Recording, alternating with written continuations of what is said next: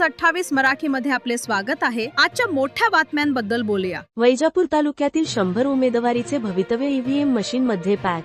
वैजापूर तालुक्यातील जिल्हा परिषद साठी एकूण 8 गटामध्ये 36 उमेदवार रिंगणात होते व पंचायत समितीसाठी एकूण 16 गणामध्ये 64 उमेदवार रिंगणात होते। जिल्हा परिषद व पंचायत समिती सार्वत्रिक निवडणूक 2026 साठी एकूण मतदान 2,24,388 एवढे होते। यापैकी 1,61,103 एवढ्या मतदारांनी शांततेत मतदान केंद्रावर जाऊन मतदान केले। निवडणूक निर्णय अधिकारी डॉक्टर अरुण जऱ्हाड व सुनील सावंत यांच्या मार्गदर्शनाखाली तालुक्यात एकूण 281 मतदान केंद्रावर चोख व्यवस्थेत व शांततेत मतदान पार पडले।